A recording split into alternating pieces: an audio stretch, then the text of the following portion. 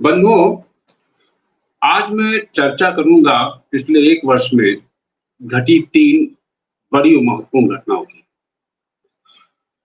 और उन घटनाओं से मैं इसलिए चर्चा करना चाहता हूं कि भारतीय जनता पार्टी, जिसकी केंद्र में भी सरकार है, वो बेटी पढ़ाओ, बेटी बचाओ का नारा देकर सिर्फ एक प्रोपेगेंडा करना चाहती थी, अपना प्रचार करना चाहती थी कि वो महिलाओं, बहू, बेटियों के लिए बहुत संवेदनशील है, या सिर्फ प्रचार पाना चाहती थी, महिलाओं के बीच में, आधी आबादी के बीच में अपनी छवि विकसित करना चाहती थी। इन 3 घटनाओं का हम एक-एक करके ज़िक्र करेंगे और इन तीनों घटनाओं या यूँ कहिए कि भारतीय जनता पार्टी के बेटी बचाओ, बेटी पढ़ाओ नारे और इस अभियान की हकीकत क्या है, इस पर हमसे चर्चा करने के लिए हमारे साथ जुड़े हैं वरिष्ठ पत्रकार अजय शुक्ल जी। सबसे पहले मैं उल्लेख करूँगा 3-4 दिन पहले बेंगलुरु से जो खबर आई। बेंगलुरु में जनता दल सेकुलर, जिसके अध्यक्ष हैं देवेगौड़ा साहब, उनके बेटे कुमारस्वामी वहाँ के मुख्यमंत्री रह चुके हैं। उनके बड़े बेटे भी वहाँ से कर्नाटक में ही विधायक हैं और उनके पोते यानी कि बड़े बेटे के बेटे, उनके अभी कुछ वीडियो सामने आए हैं, कुछ पेन ड्राइव जिसमें कि बताया जाता है, कर्नाटक पुलिस भी बता रही है कि करीब लगभग 3000 के आसपास वीडियोस हो सकते हैं।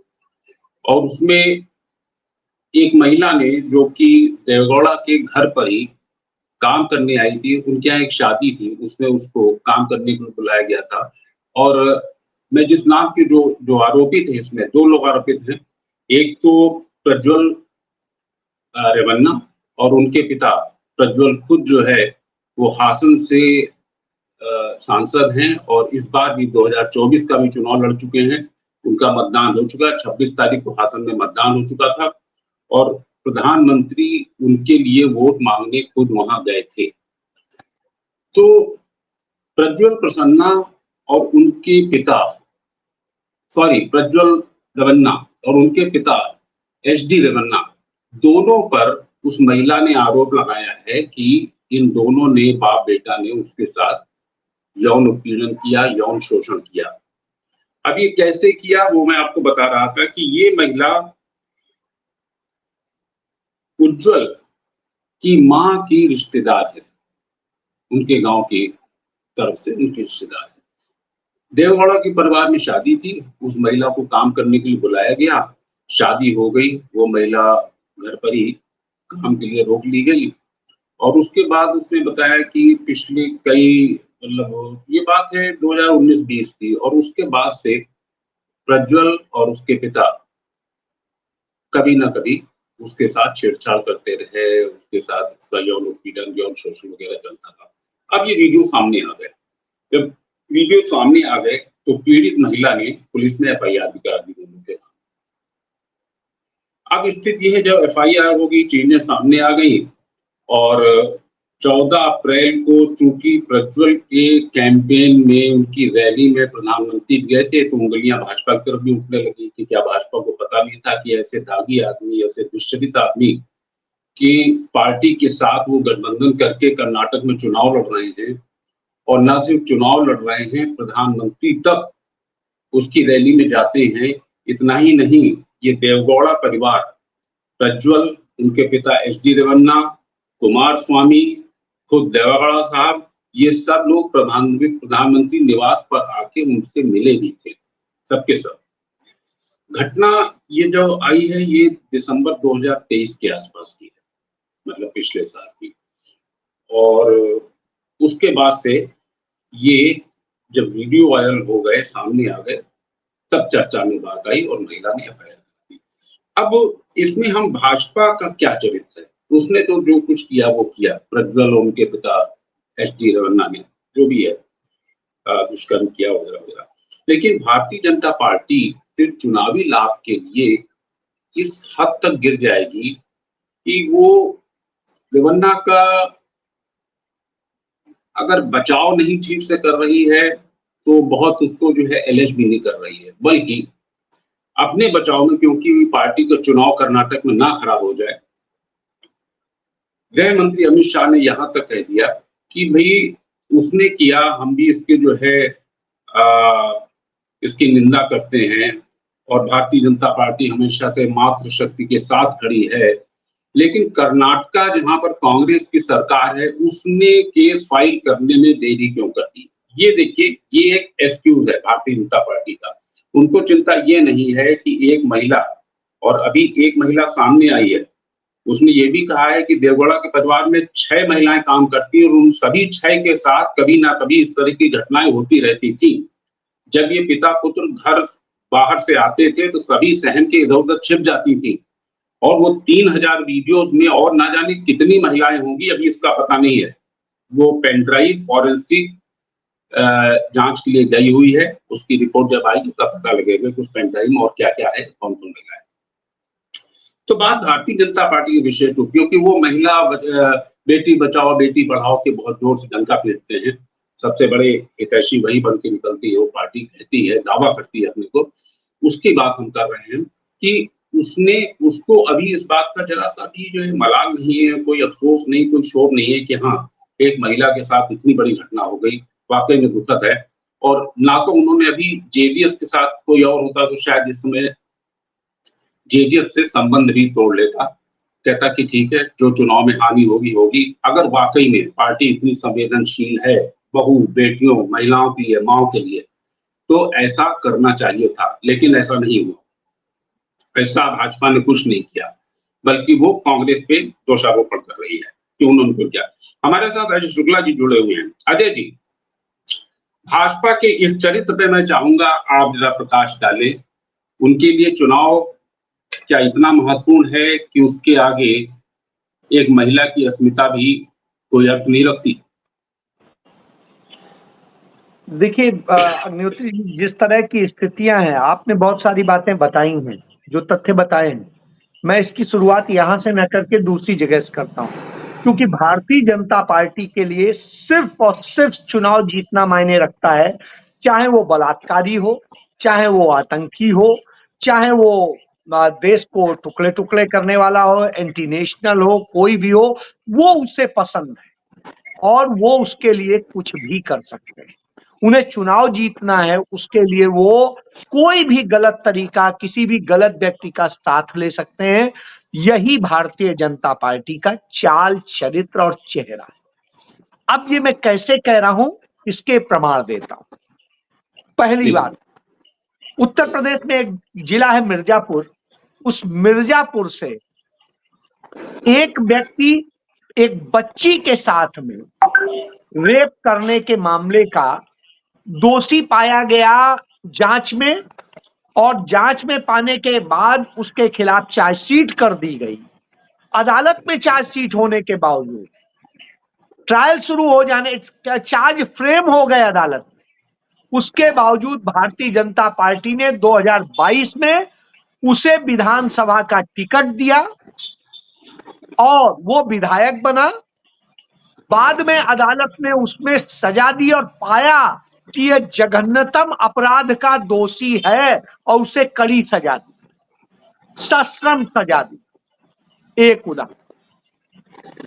दूसरा आप देखिए, मेघालय एक जगह है, मेघालय में भारतीय जनता पार्टी का प्रदेश उपाध्यक्ष था और वह प्रदेश उपाध्यक्ष बच्चों के यौन शोषण करता और करवाता था, देह व्यापार के अड्डे चलाता।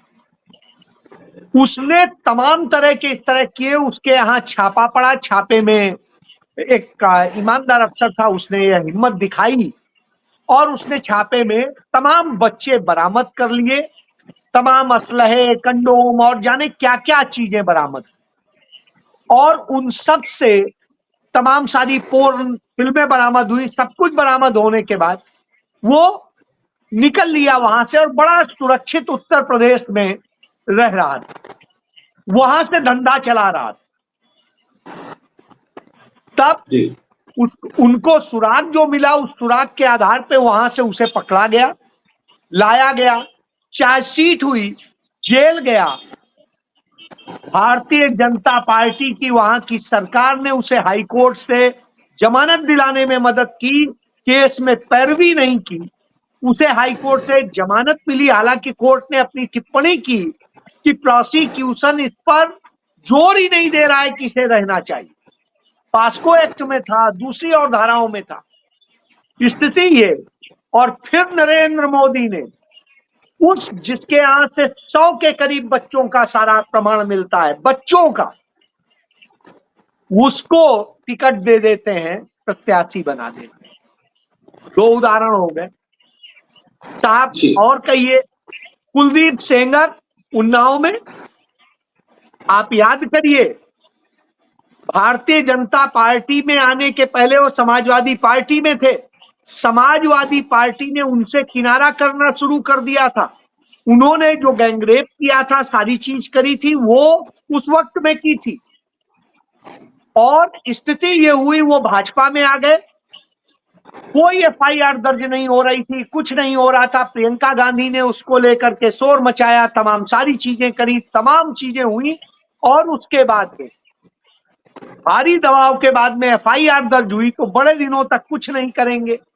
फिर होते होते होते अंत में जब ये मसला इतना बढ़ गया, तब अपना मुंह छिपाने के लिए उन्हें पार्टी से किनारा किया। और किनारा करने के बाद उनकी मदद कर रहे थे। और उसके बाद में आप याद करिए, आप सोचिए, उसके बाद उसने उनके परिवार के 3-4 लोगों की मौत हुई, उसमें हत्या का आरोपी। और तब कहीं भारतीय जनता पार्टी ने उसे निकाला। और निकालने के बाद में बहरहाल जो हुई, सजा के बाद में सदस्यता जानी थी, सब कुछ हुआ। तब जब चुनाव हुआ पंचायत का, तो उसके भाई को ब्लॉक प्रमुखी का टिकट दे दिया।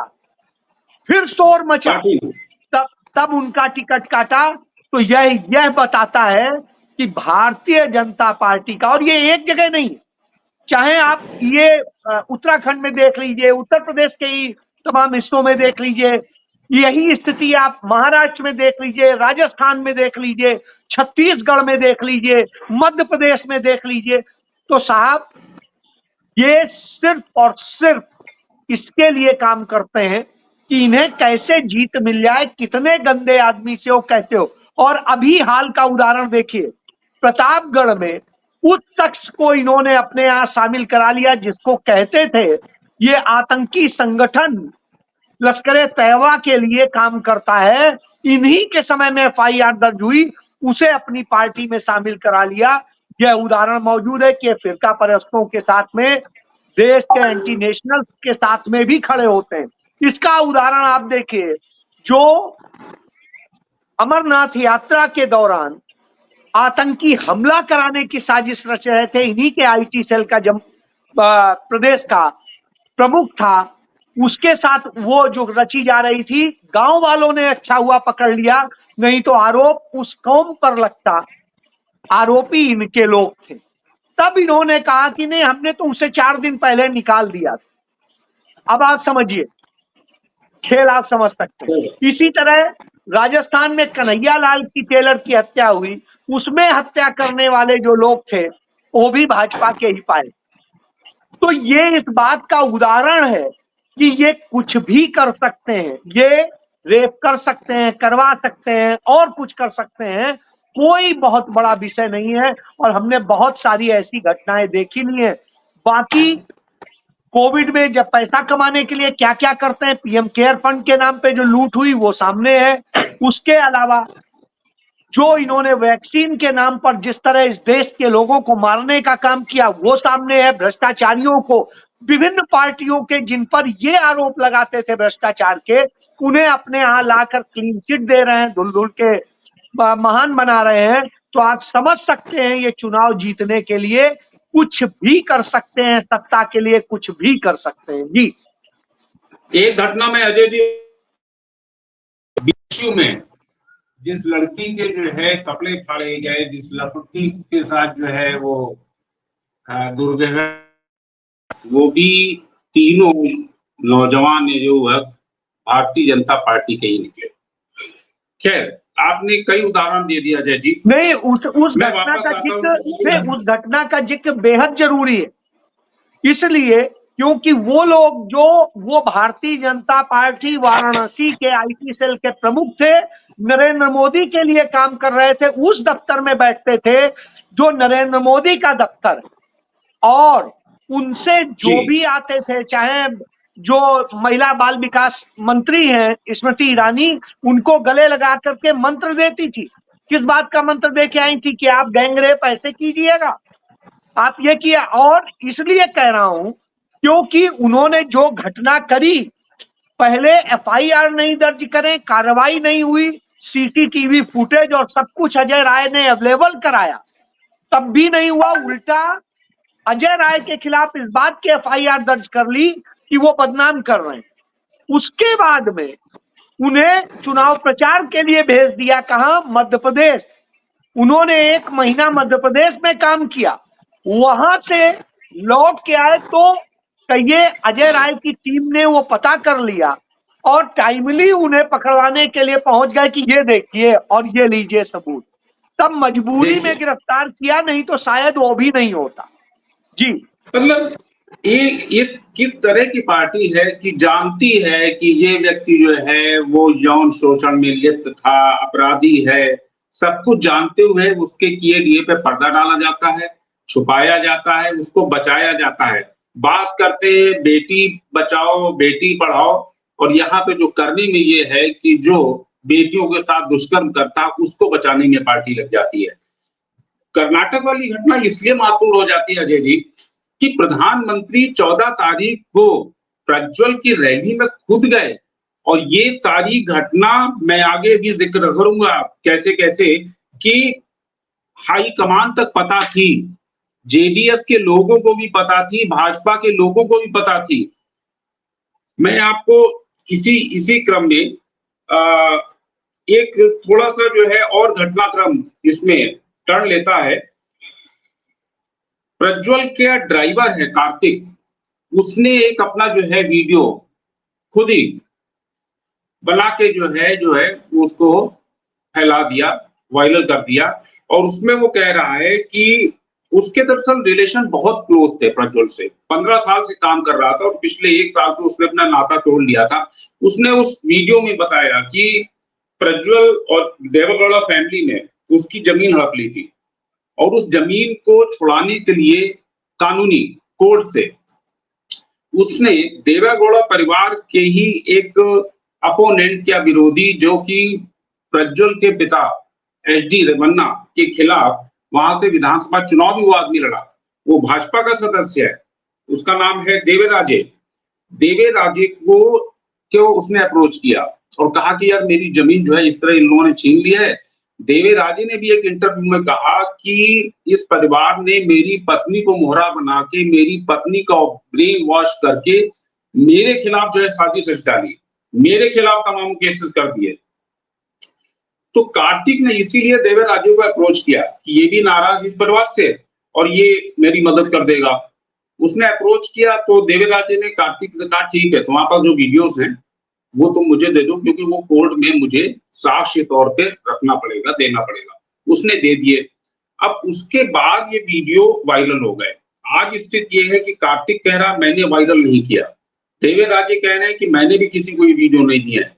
वीडियो किसने वायरल किया ये जांच का विषय है, पता लगेगा किसने किया, कार्तिक ने दिया, देवेराजे ने दिया या किसने। लेकिन हाँ, महत्वपूर्ण चीज ये कि आज जो अमित शाह कह रहे हैं कि कांग्रेस ने देरी क्यों की एफआईआर करने में, केस दर्ज करने में, आपको तो पता था देवेराजे ने कर्नाटक भारतीय जनता पार्टी के अध्यक्ष बीरेन और महासचिव, पार्टी महासचिव बीएल संतोष, इन दोनों लोगों को चिट्ठी लेके इस बात की जानकारी दी थी कि देवेगौड़ा परिवार में प्रज्वल नाम के व्यक्ति के इस तरह के वीडियोस हैं, वो परिवार में काम करने वाली महिलाओं के साथ यौन शोषण करता था।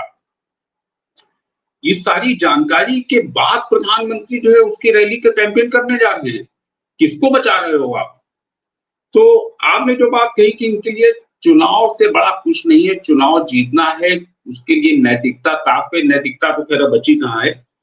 तो इतनी ये एक भारतीय जनता पार्टी का उनकी बेटी बचाओ बेटी पढ़ाओ के जो है कलई खोलती एक ये जानकारी, ये एक घटना है।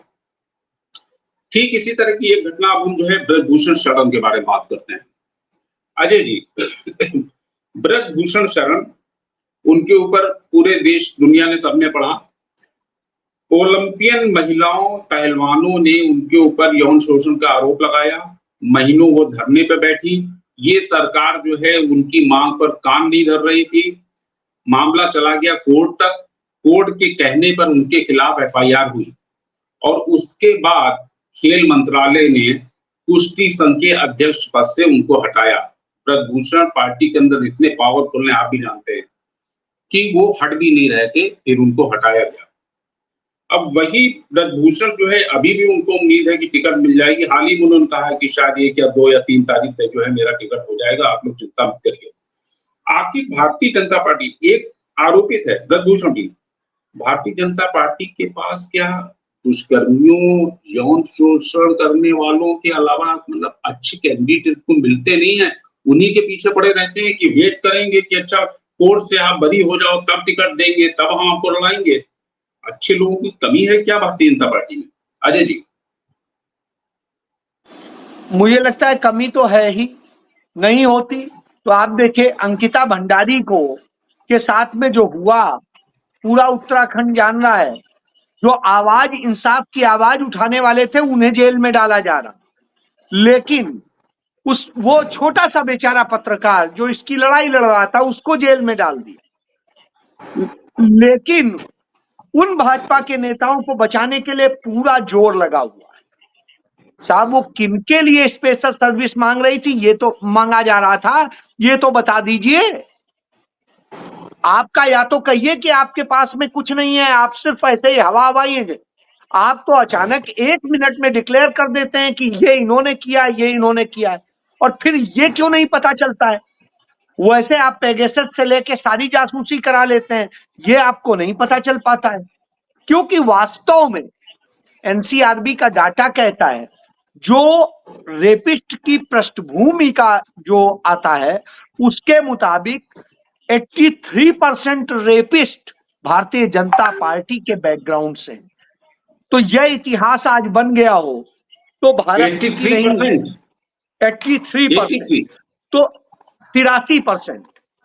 अब आप सोचिए कि दुनिया की सबसे बड़ी पार्टी और न जाने क्या का, जहां विश्व गुरु भी हैं, जहां पर दुनिया के बड़े भारी जासूस भी हैं, जहां पर बहुत बड़े गृह मंत्री भी हैं, सब कुछ है, इसके बावजूद इसे क्यों नहीं रोका?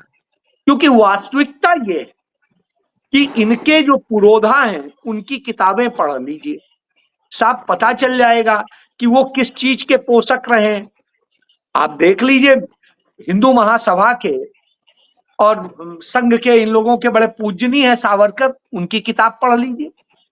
वहां जस्टिफाई किया गया है कि रेप किया जाए, जस्टिफाई किया गया इन चीजों को। जहां जिसके विचारकों में, पूर्वजों में यदि जस्टिफाई किया गया हो तो आप समझ सकते हैं। अभी महाराष्ट्र में जो शब्द कहे मोहन भागवत ने कि समलैंगिकता तो हमारे धर्म में है, तो साहब अब जब आप इसे ये बताते हैं तो आपके बारे में जो तमाम पीछे लोग, हमारे पुराने लोग कहा करते थे, शायद सही कहते हैं कि हाफ पैंटी क्या थे। तो इस तरह की स्थितियां हैं, ये इनके चाल चेहरे बताता। इस घटना का आप देखिए, जब पता ना हो तब तो ठीक है, गलती हो जाए तो चलता है, लेकिन जब से यह पार्टी इनके साथ आई उसके बाद में जो उनके ड्राइवर ने, जिस तरीके से आपने कार्तिक का बताया कि उसने जाके गौड़ा ही जो भारतीय जनता पार्टी के बड़े नेता हैं वहां के, उन्होंने इस बात को लेके रिटर्न भेजा है, सबूत समेत भेजा है। साहब उन्होंने तो सबको चिट्ठी लिख के बताया, पार्टी हाईकमान को बता दिया, इसके बावजूद यह स्थिति है। इसके बाद उन्होंने यही नहीं, प्रेस कॉन्फ्रेंस की, प्रेस कॉन्फ्रेंस करने के अलावा भी और बहुत कुछ किया, लेकिन इन सब के बावजूद यदि नरेंद्र मोदी ये कहते हैं कि प्रसन्न रेवन्ना को आप मजबूत करेंगे तो मुझे मजबूत करेंगे, आप सोच लीजिए, बलात्कारी को, यौन शोषक को और जिसे व्यभिचारी को यदि मजबूत होने से नरेंद्र मोदी मजबूत होते हैं तो भाई इस देश का कोई नहीं करना चाहेगा। और मैं समझता हूं इससे ज्यादा शर्मनाक स्थिति और कोई हो नहीं सकती है। तो यानी सबसे बड़ा जो कल्प्रिट है इन सबका, सबसे बड़ा संरक्षक है, तो वो उसको लेकर के राहुल गांधी ने बहुत अच्छा कहा है। उन्होंने कहा है मोदी के राजनीतिक परिवार का हिस्सा बन जाइए तो चाहे कुछ भी कीजिए, बलात्कार कीजिए, यौन शोषण कीजिए, व्यभिचार कीजिए या कोई भी अपराध कीजिए तो आप सुरक्षित हैं, ये गारंटी है। यही नरेंद्र मोदी की वास्तविक गारंटी है, शेष कोई और। जी, प्रधानमंत्री नरेंद्र मोदी का कल का एक वक्तव्य आज अखबारों में छपा है कि कांग्रेस की मोहब्बत की दुकान से फेक वीडियो बेचे जा रहे हैं।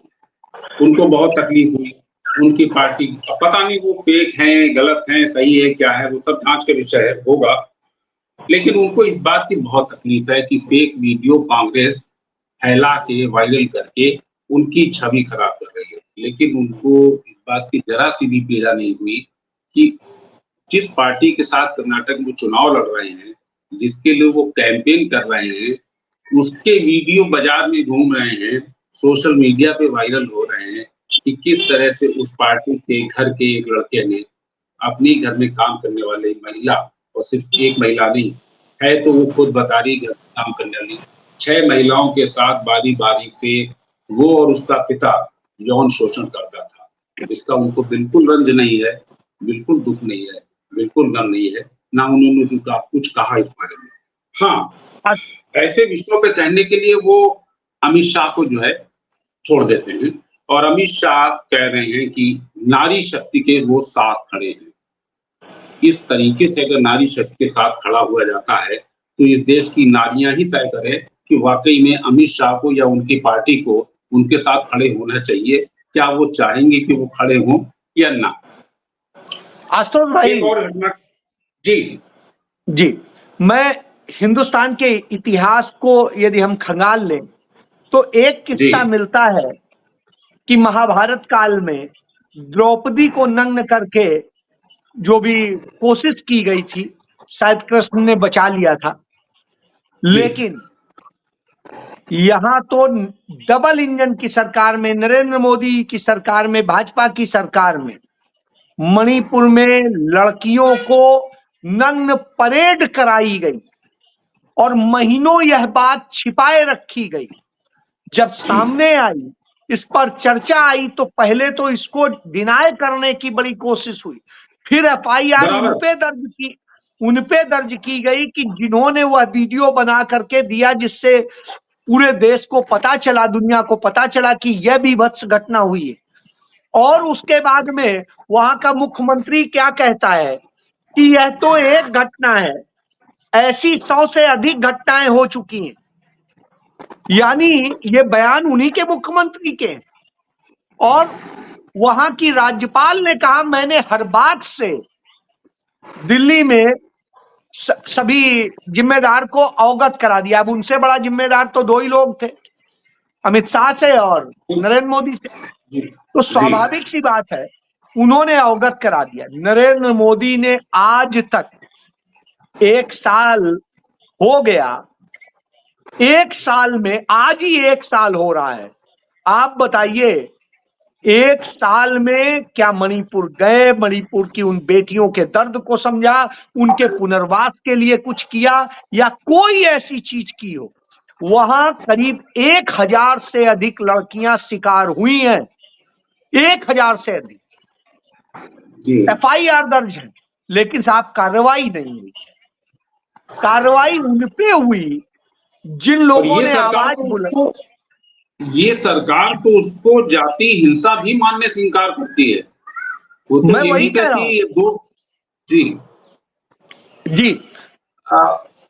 जी अजय जी, आपने मणिपुर का जिक्र किया तो मैं इसमें एक चीज और जोड़ दूं कि सीबीआई ने आरोप पत्र उस केस में दाखिल कर दिया है और सीबीआई की चार्जशीट में ये कहा गया है कि वो जो अभागी 2 महिलाएं, बेटियां जो भी थी, लड़कियां, जिनको निर्वस्त्र करके सड़क पे सार्वजनिक रूप से घुमाया गया, उनका यौन शोषण किया गया, दुष्कर्म किया गया, उनको हिंसक भीड़ को सौंपने वाला और कोई नहीं, मणिपुर की पुलिस ही थी।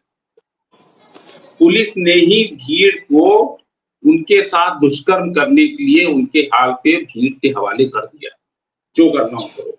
और भीड़ ने जो किया तो आपने, हमने और पूरे देश की जनता ने देखा।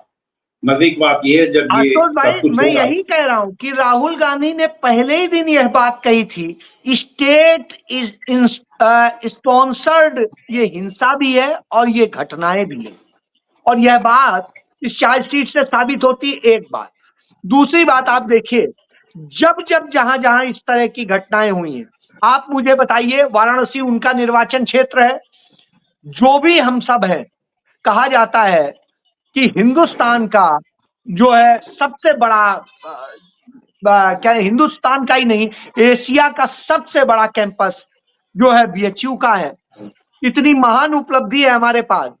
उस यूनिवर्सिटी में घटना होती है, बीभत्स घटना होती है आईआईटी में, और स्थिति है, नरेंद्र मोदी का एक बयान सुना हो, बयान सुना हो, हाथरस में जो गैंगरेप हुआ वो भी सब भाजपा ही थे करने वाले।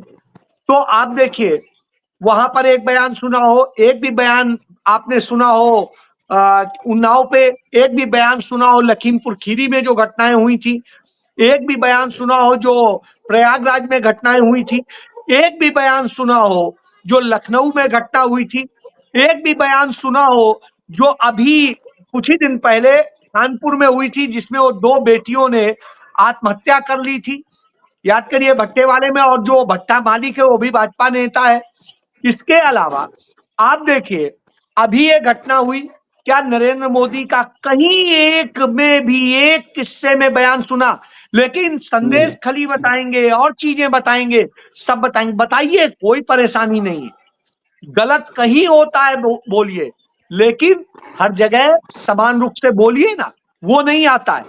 संदेश खली में आज तक एक केस नहीं आया है, सिर्फ आरोप है, यहां सबूतों के साथ है, साबित भी हुए हैं अदालतों में। तो साहब, इसके बावजूद आवाज नहीं है। जो अमित शाह बोलते हैं वो डिफेंड करते हैं, और यहां पर भी अमित शाह डिफेंड करते नजर आते हैं, और एक शब्द को बड़ा मायने रखिए उनका, सुनिए भाषण। वो कहते हैं श्री रवन्ना, श्री रवन्ना। श्री हमारे यहां बड़े आदर के साथ लगाया जाता है किसी के लिए। मैं समझता हूं इस देश में इतना निकृष्ट प्रधानमंत्री शायद ही कोई हुआ हो जो नरेंद्र मोदी। ऐसी स्थिति में इतना शर्मनाक, न जहां बेटियां सुरक्षित, न नौकरियां सुरक्षित, न युवा सुरक्षित, न किसान सुरक्षित, न कामगार सुरक्षित, न घर सुरक्षित। साफ सुरक्षित क्या, और देश भी सुरक्षित नहीं। देश में भी करीब 5,000 किलोमीटर वर्ग किलोमीटर जमीन कब्जा करा दी सिर्फ लद्दाख में, और उसके बाद अरुणाचल प्रदेश में, और अभी खबर आई कि जो हमारा कश्मीर है पाक अधिकृत, वहां से, जिसपे हम कहते हैं कि हमारा है, वहां से वो चाइना सड़क बना करके ले जा रहा है हमारे बिल्कुल साथ साथ, और उसने गांव बसा दिए अरुणाचल में। आप सोचिए कितना खतरनाक स्थिति हो, इसके बाद में कहें कि हम क्या सुरक्षित। इस देश का व्यापार असुरक्षित, सारा चाइना के हाथ में व्यापार सौंप दिया है। इसके बाद हम अमेरिका के आगे गुलाम की तरह खड़े हैं। क्यों? हमने 250 लाख करोड़ रुपए का कर्ज ले लिया है, तो देश को कर्जदार भी बनाया, देश को इस हालत में भी लाया, सब कुछ कर दिया, और इसके बाद कहते हैं कि साहब वो उनके साथ मजबूत है। तो यह हालत की है इस शख्स ने, फिर इससे ज्यादा और क्या कहा जाए। जी, तो ये है प्रधानमंत्री नरेंद्र मोदी की संवेदना। सब कुछ जानने सुनने के बाद भी वो मणिपुर नहीं गए, या इस तरह मणिपुर जैसी या बहू बेटियों के साथ होने वाली ऐसी दुष्कर्म, यौन शोषण, यौन हिंसा की घटनाओं पे वो कभी कुछ नहीं बोलते, खामोश रहते हैं और जनता की हमदर्दी बटोरने के लिए यहाँ-वहाँ आंसू टपकाते रहते हैं। प्रधानमंत्री बेटी बचाओ, बेटी पढ़ाओ का नारा तो देते हैं, गृह मंत्री मातृशक्ति के साथ खड़े हो जाने का दावा करते हैं और उनके लोग बहू-बेटियों की अस्मिता से खेलते रहते हैं। ये है इस देश के प्रधानमंत्री, इस देश के गृह मंत्री और उनकी पार्टी भाजपा। हमारे साथ आज जुड़ने के लिए अजय शुक्ल जी आपका बहुत-बहुत धन्यवाद। प्रणाम। और आप हमसे जुड़े रहने के लिए सब्सक्राइब करें YouTube पर, फॉलो करें Twitter पर और लाइक करें Facebook पर। और ज्यादा जानकारी के लिए आपको टाइप करना होगा सिर्फ न्यूज नशा।